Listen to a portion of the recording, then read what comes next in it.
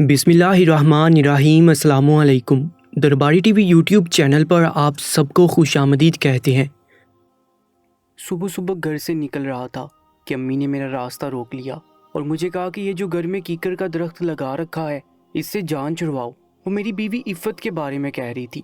उनका कहना था कि वो कीकर के दरख्त जैसी है जिसकी ना तो छाँव होती है ना ही फल देता है, क्योंकि मेरी बीवी के यहाँ औलाद नहीं हो रही थी।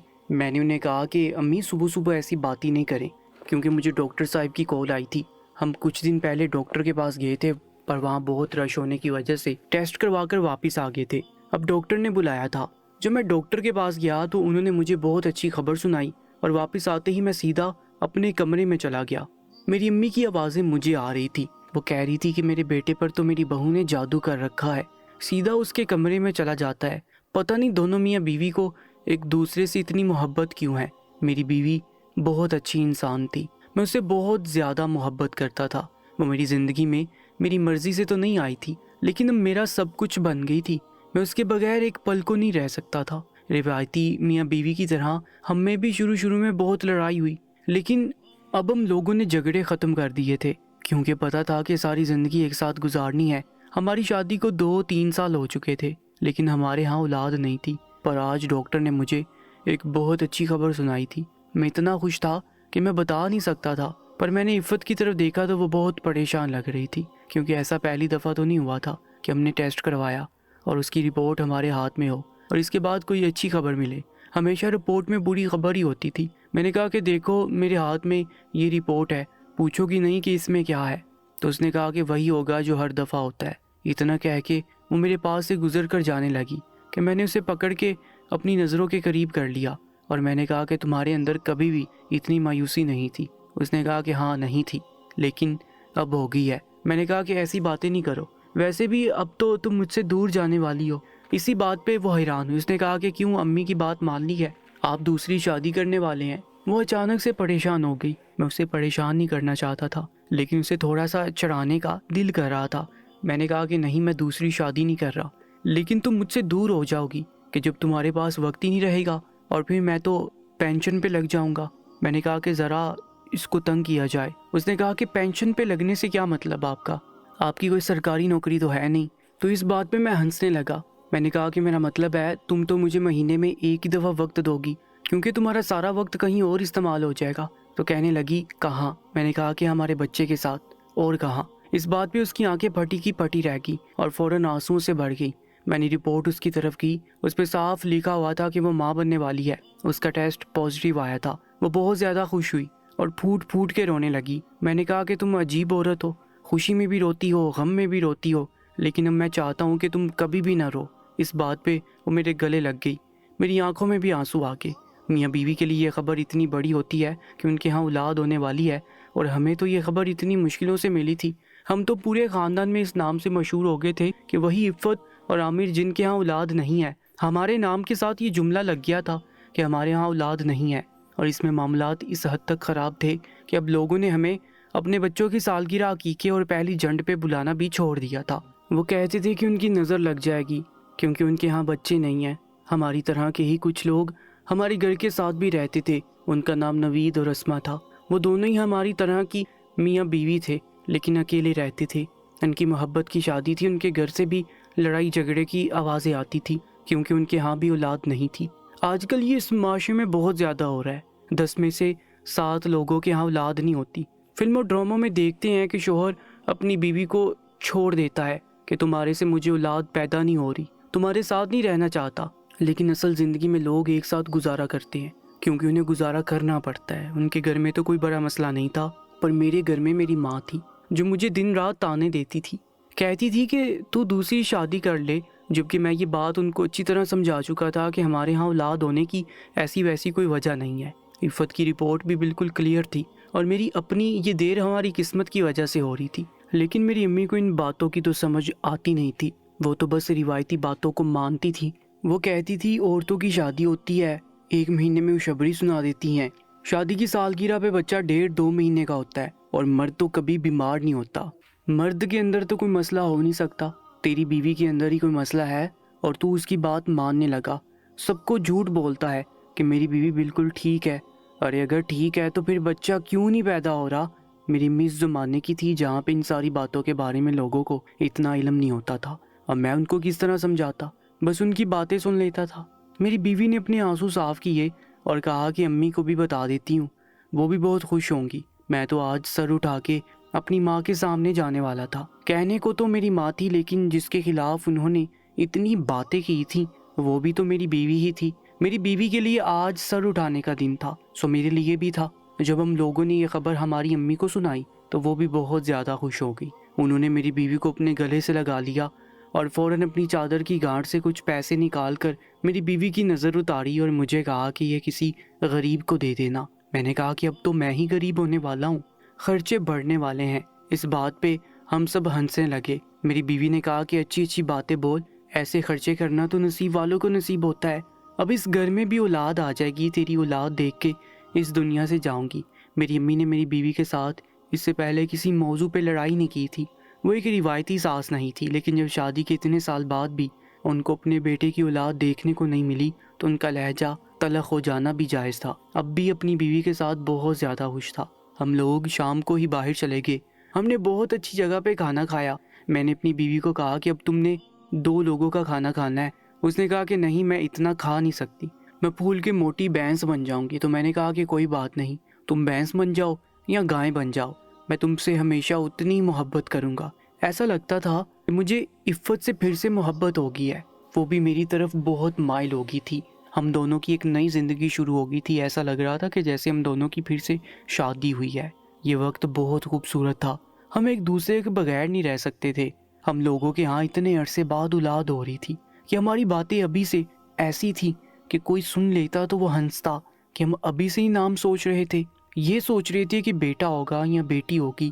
اور میں نے تو کہا کہ کل ہی شاپنگ کرنے چلتے ہیں۔ اس بات پہ میری بیوی ہنسنے لگی۔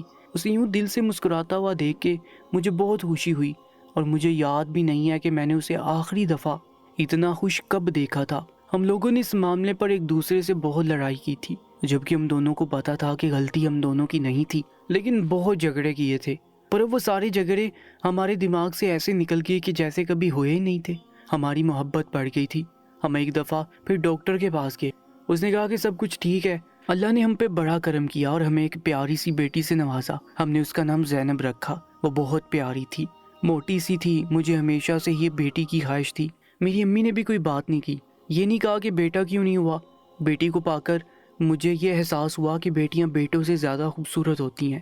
جب نوید صاحب کی بیٹی اسما ہماری بیٹی کو دیکھنے کے لیے آئی تو میری امی نے کہا کہ اس کے ہاں اولاد نہیں ہے، اس کو بچی کے پاس نہ آنے دینا۔ لیکن میرے دماغ میں وہی بات تھی کہ ہمیں بھی لوگ اسی طرح دھتکارتے تھے، تو میں نے اپنی بیوی سے کہا کہ ان کو اندر بلاؤ اور زینب ان کے ہاتھوں میں پکڑا دو، جو کچھ ہمارے ساتھ ہوا ہے وہ ہم ان کے ساتھ نہیں کریں گے۔ میری امی اس بات پہ بڑی پریشان ہوئی، انہوں نے کہا کہ ایسا نہیں کرو، بڑوں کی باتوں کے پیچھے کوئی نہ کوئی مصلحت ہوتی ہے۔ لیکن ہم لوگ نہیں مانے۔ وہ بہت خوش ہوئی، بیٹی کو اٹھا کے رونے لگی۔ انہوں نے کہا کہ کاش میری بھی اولاد ہوتی۔ تو میری بیوی نے کہا کہ یہ آپ ہی کی اولاد ہے، آپ جب چاہیں یہاں آئیں، اس کو اٹھائیں، اس کے ساتھ کھیلیں۔ ظاہر ہے جو میری بیوی پہ گزری تھی ان پہ بھی گزری تھی، اس لیے میری بیوی کو ان سے بہت ہمدردی تھی، اور وہ ہمارے ہمسائے بھی تھے۔ میری بیوی اکثر ان کے گھر آتی جاتی تھی۔ کبھی کبھی جب میری امی سے میری بیوی کا جھگڑا ہو جاتا تھا تو وہ تھوڑی دیر کے لیے وہاں چلی جاتی تھی۔ میری بیوی کے گھر والوں میں سے صرف اس کی ماں ہی حیات تھی، وہ بھی بہت بیمار تھی۔ میری امی بھی بیمار رہتی تھی، کہتی تھی کہ تیری اولاد کا چہرہ دیکھے بغیر اس دنیا سے چلی جاؤں گی، لیکن اللہ کا شکر ہے کہ ایسا نہیں ہوا۔ ہماری بیٹی بڑی ہونے لگی، اس کی چھوٹی چھوٹی حرکتیں، ہر روز اس کی ایک نئی حرکت، ہم لوگ اسی میں مصروف ہو گئے۔ وقت گزرنے لگا اور بہت تیزی سے گزرنے لگا۔ وہ بڑی ہو گئی، میری امی اس دنیا سے چلی گئی، اور میری بیوی کی ماں بھی اللہ کو پیاری ہو گئی۔ یہ دکھ ہم دونوں کے لیے ہی بہت بڑا تھا۔ اللہ نے ہمیں ماں باپ بنایا اور ہماری آخری سہارے کو ہم سے چھین لیا۔ میرے والد صاحب نہیں تھے اور میری بیوی کے والد صاحب بھی حیات نہیں تھے۔ ہم دونوں نے کسی طرح ایک دوسرے کو سنبھالا۔ اگر ابھی تک ہمارے پاس زینب نہیں ہوتی تو پھر شاید ہم بھی زندہ نہ رہتے، کیونکہ ہمارے جینے کا کوئی مقصد ہی نہیں تھا۔ لیکن زینب کو دیکھ کے ہمیں امید اور خوشی ملتی تھی۔ زینب کے گویا 2 نہیں 4 ماں باپ تھے۔ نوید صاحب اور ان کی بیوی بھی زینب سے بہت محبت کرتے۔ جب کوئی عید تہوار ہوتا وہ اس کے لیے کپڑے بناتے، اور نوید صاحب کبھی کبھی اس کے لیے کھانے پینے کی چیزیں بھی لایا کرتے تھے۔ وہ کھیلنے کے لیے ان کے گھر بھی چلی جاتی۔ میری بیوی کا اسما نے بہت ساتھ دیا تھا، زینب کو بہت سنبھالا تھا، نہیں تو وہ تو گھر کے کام بھی نہ کر پاتی۔ مجھے بھی اچھا لگتا تھا کہ ہم لوگوں نے سوچا تھا کہ ہم جلدی سے ہی دوسری اولاد پیدا کرنے کے بارے میں سوچیں گے، کیونکہ ہم نے پہلے ہی بہت انتظار کیا تھا، لیکن اللہ نے دوبارہ ہم پہ کرم نہیں کیا۔ اس بات نے بھی ہمیں بہت دکھ پہنچایا تھا، پر پھر جب اپنی بیٹی کی طرف دیکھتے تھے تو اللہ کا شکر ادا کرتے تھے کہ اللہ نے ایک اولاد سے تو نوازا ہے، جبکہ نوید صاحب اور اسما کے ہاں ابھی تک ایک بھی اولاد نہیں ہوئی تھی۔ ان کی مالی حالت ہم سے بہت زیادہ اچھی تھی، ان کا گھر ہمارے گھر کے بالکل ساتھ تھا، چھت بھی آپس میں ملی ہوئی تھی، لیکن ان کا گھر بہت اچھا تھا۔ نوید صاحب اچھے پیسے کماتے تھے، وہ دونوں ایک دوسرے سے بہت زیادہ محبت بھی کرتے تھے اور ہم سے زیادہ جوان بھی تھے، لیکن ابھی تک ان کے ہاں اولاد کی خوشخبری نہیں تھی۔ ان کو دیکھ کے دل جلتا تھا اور ان کے پاس کھیلنے کے لیے زینب تھی نہ، اس لیے ان کا دل بھی لگا رہتا تھا۔ زینب اب بڑی ہو رہی تھی، ہم نے اسے قرآن حفظ کروایا۔ اس دفعہ اس پہ رمضان میں روزے بھی فرض ہو چکے تھے۔ وہ ضد کرنے لگی کہ میں نے بھی روزہ رکھنا ہے۔ ہم نے کہا کہ ہاں کیوں نہیں، تمہارا پہلا روزہ ہے، ہم تو باقاعدہ روزہ کشائی کروائیں گے۔ رمضان کا پہلا روزہ شروع ہونے کو تھا، میری بیوی نے کہا کہ گھر کا کچھ سامان لا دے، آج ہماری بیٹی کا بھی پہلا روزہ ہے۔ میں نے اسے کہا کہ آج تو مجھے بڑا ضروری کام ہے۔ دراصل میں جس جگہ کام کرتا تھا وہاں بھی رمضان کی چھٹیاں نہیں ہوئی تھی، کیونکہ یہ ایک پرائیویٹ کمپنی تھی، اور میری بیوی نے فون کر دیا تھا کہ فلاں فلاں چیز گھر پہنچا دے، نہیں تو افطاری میں دیر ہو جائے گی۔ میں نے کہا کہ اچھا میں کچھ کرتا ہوں۔ میں نے نوید کو فون کیا اور ان کو کہا کہ ذرا میری بیوی سے سامان کی لسٹ لے لیں اور اسے کچھ سامان چاہیے وہ لا کر دے دیں، اگر آپ کو کوئی مسئلہ نہ ہو تو میرا یہ کام کر دے۔ انہوں نے کہا کہ کوئی مسئلہ نہیں ہے۔ وہ غالباً میرے گھر تھے اور میری بیوی نے ان کو لسٹ پکڑا دی، لیکن زینب بھی ساتھ بازار جانے کی ضد کرنے لگی تو اسے بھی اپنے ساتھ لے کے، بس بازار یہاں سے زیادہ دور نہیں تھا، پیدل بھی جایا جا سکتا تھا۔ لیکن 1 گھنٹے کے بعد مجھے میری بیوی کی کال آئی۔ اس نے کہا کہ زینب اور نوید صاحب ابھی تک واپس نہیں آئے۔ میں نے کہا کہ کیا ابھی تک واپس نہیں آئے؟ اب تک تو ان کو آ جانا چاہیے تھا، تم نے شاید زیادہ سامان بتا دیا تھا۔ تو کہنے لگی کہ نہیں، سامان تو زیادہ نہیں تھا۔ میں نے نوید صاحب کو کال کی تو وہ فون بھی نہیں اٹھا رہے۔ تھوڑی دیر کے بعد مجھے ان کی بیوی کی کال آئی، اس نے کہا کہ بہت بڑا حادثہ ہو گیا، نوید صاحب اور زینب کا ایکسیڈنٹ ہو گیا ہے، نوید کو بھی چوٹ لگی ہے، لیکن زینب موقع پر ہی اس دنیا سے رخصت ہو گئی ہے۔ جو میں نے یہ بات سنی تو مجھے ایسا لگا کہ جیسے میری قیامت تو آج ہی آ گئی ہے۔ میں فوراً ہسپتال کی طرف بھاگا۔ میری اولاد روزے کی حالت میں اس دنیا سے چلی گئی تھی، میری معصوم بیٹی جو ہم دونوں کے جینے کی وجہ تھی۔ میں کیسے اپنی بیوی کو یہ سب کچھ بتاتا؟ میری بیوی بار بار مجھے فون کر رہی تھی اور میں ہسپتال میں معاملات دیکھ رہا تھا۔ میں کیسے اپنے قدموں پہ کھڑا تھا میں ہی جانتا تھا۔ جب میں اپنی بیٹی کی لاش لے کے گھر میں داخل ہوا تو میری بیوی یہ منظر دیکھتے ہی پاگلوں کی طرح رونے لگی، چلانے لگی، اس کے رونے کی آواز پورے محلے میں گونجنے لگی۔ سب کو پتہ چل گیا تھا کہ کیا ہوا ہے۔ نوید صاحب کو بھی چوٹیں لگی تھی، لیکن وہ اپنے قدموں پہ کھڑے تھے، سب بری طرح سے رو رہے تھے۔ اسما کی حالت بھی خراب ہو گئی، وہ بھی تو زینب کو اپنی بیٹی کی طرح چاہتی تھی۔ ہمارے گھر پہ بہت بڑی مصیبت آ گئی تھی۔ میں نے اپنی بیٹی کو جب اپنے ہاتھوں سے قبر میں دفنایا تو مجھے ایسا لگا کہ میں اپنے وجود کا ایک حصہ قبر میں دفنا رہا ہوں۔ ہمیشہ ماں کی محبت کے بارے میں بہت کچھ سننے پڑھنے کو ملتا ہے، لیکن باپ کی محبت ماں کی محبت سے کچھ کم نہیں ہوتی۔ جو شخص اولاد کے لیے اپنی ساری زندگی، اپنی محنت، جوانی، سب کچھ قربان کر دیتا ہے، کیا اسے اپنی اولاد سے زیادہ محبت نہیں ہوتی؟ میں جب واپس آیا تو مجھے اسما نے کہا کہ عفت عجیب و غریب قسم کی باتیں کر رہی ہے، کبھی ہنستی ہے، کبھی روتی ہے۔ مجھے لگتا ہے اسے بہت گہرا صدمہ لگا ہے۔ مجھے لگا تھا کہ یہ سب کچھ وقتی ہے، وہ کسی طرح ٹھیک ہو جائے گی، اللہ اسے صبر دے دے گا۔ لیکن میری بیوی پاگل ہو چکی تھی۔ اب ہمیں یہ اندازہ ہو گیا تھا کہ اسے اولاد کے صدمے نے پاگل کر دیا تھا۔ اچانک سے اٹھ جاتی ہے، کہتی ہے کہ میں کچن میں جا رہی ہوں اور اپنی بیٹی کے لیے ناشتہ بنانے کے لیے اس نے اسکول جانا ہے، اس کے کپڑے استری کرنے ہیں۔ میں اسے کیسے سمجھاتا کہ جس کے کام کرنے جا رہی ہو وہ اس دنیا میں نہیں ہے؟ میرے لیے میری بیوی کو سمجھانا مشکل ہو گیا تھا۔ مجھے لگا کہ وقت کے ساتھ سب کچھ ٹھیک ہو جائے گا، لیکن ایسا نہیں ہو رہا تھا۔ وقت اس کے لیے مرہم کا کام نہیں کر رہا تھا۔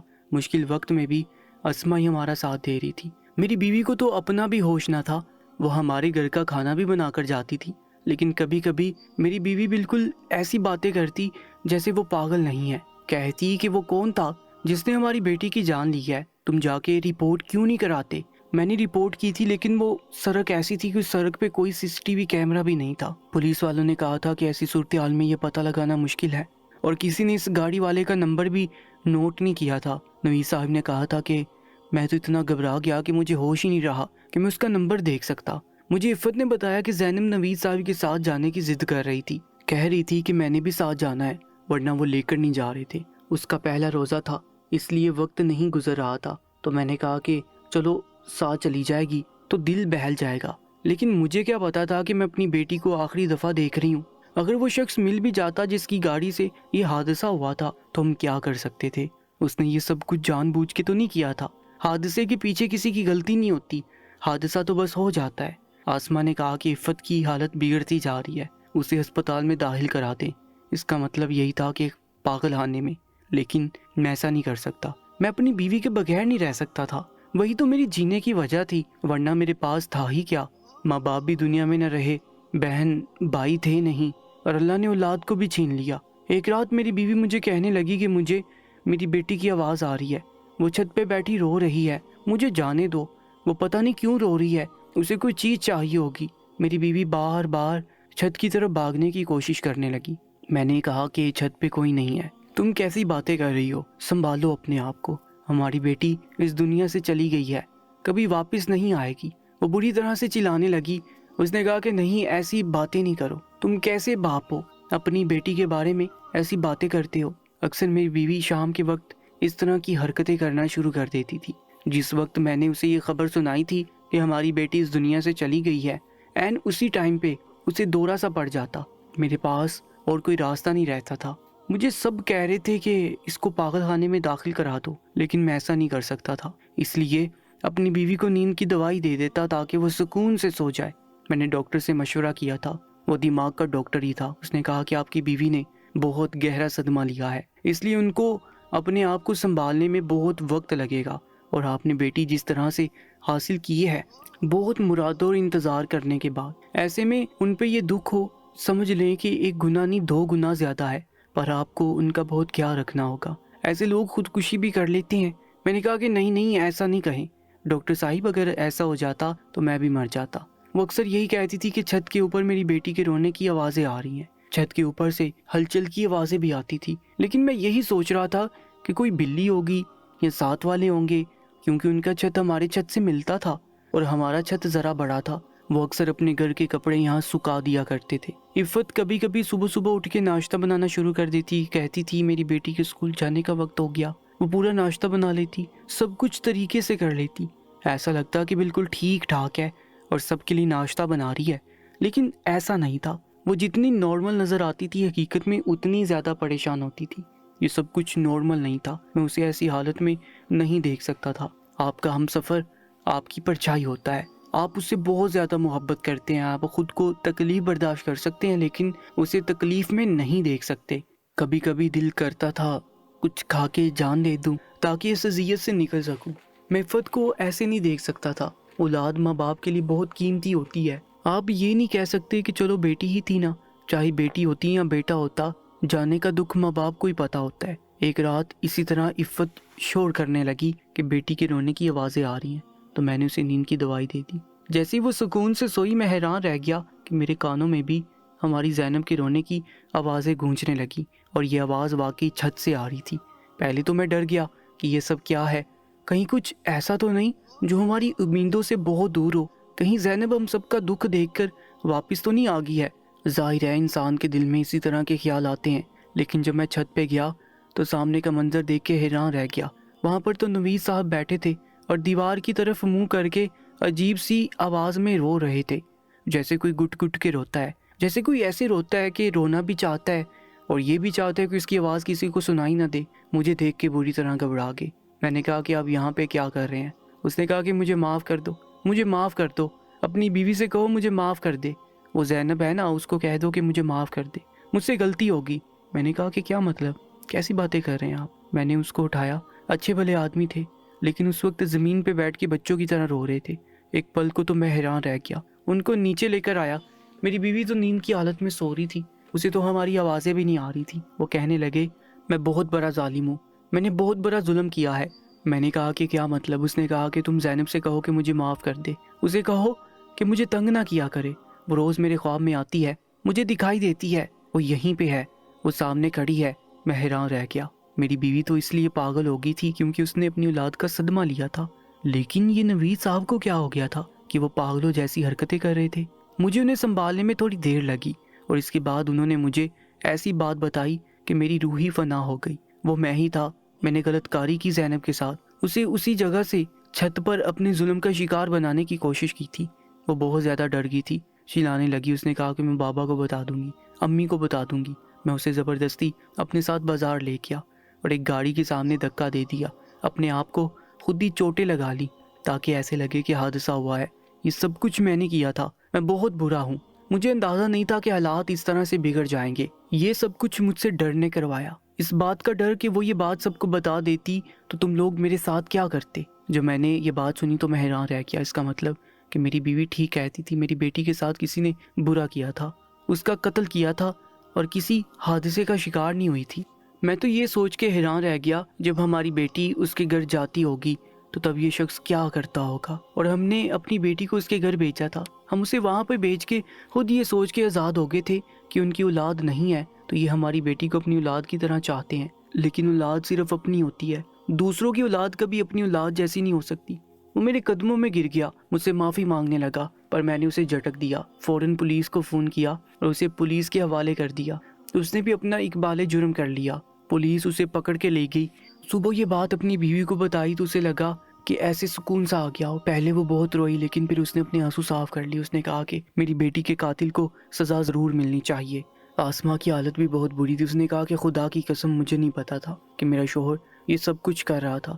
جیسے آپ لوگ انجان تھے ایسے میں بھی انجان تھی۔ میں آپ لوگوں کو یہ نہیں کہوں گی کہ آپ اسے معاف کر دیں کیونکہ آپ کا نقصان بہت بڑا ہے۔ ہمیں اس پہ بہت غصہ آ رہا تھا لیکن ہم معاف کر دیں یا نہ کریں ہمیں اس بات کی ابھی سمجھ نہیں آ رہی، ہم فیصلہ نہیں کر پا رہے۔ آپ لوگ ہمیں بتائیں کہ ہم کیا کریں۔ پر ساتھ ساتھ میں یہ بھی کہنا چاہتا ہوں کہ کبھی بھی اپنی بیٹی کو یوں کسی کے گھر نہ بھیجیں۔ بیٹیوں کے معاملے میں بہت محتاط رہنے کی ضرورت ہے۔ آج کل وہ زمانے نہیں رہے۔ اپنی بیٹیوں کا خیال رکھا کریں، یہ سوچیں کہ یہ جوان نہیں ہے، بس بیٹی ہے تو اس کا ایسے ہی خیال کریں کہ جیسے وہ آپ کا سب کچھ ہے۔ روز اپنی بیٹی کی قبر پہ جاتا ہوں، شرمندہ ہوتا ہوں۔ اس معصوم کو تو پتہ بھی نہیں تھا کہ اس کے ساتھ یہ آدمی کیا کرنا چاہتا تھا۔ نوید صاحب پہ بھی حیران ہوتا ہوں کہ اچھے بھلے آدمی تھے، پھر ان پہ یہ فطور کیسے طاری ہو گیا۔ آپ لوگ بتائیں کہ ہم ان کو معاف کر دیں یا سزا دلوائیں۔ کامنٹ سیکشن میں اپنی قیمتی رائے سے ضرور آگاہ کیجیے گا اور ایسی ہی سچی اور سبق آموز کہانیوں کے لیے ہماری یوٹیوب چینل کو سبسکرائب کر لیجیے گا۔ اپنا بہت زیادہ خیال رکھا کریں۔ انشاءاللہ ملاقات ہوگی ایک نئی کہانی کے ساتھ، تب تک کے لیے اللہ نگہبان۔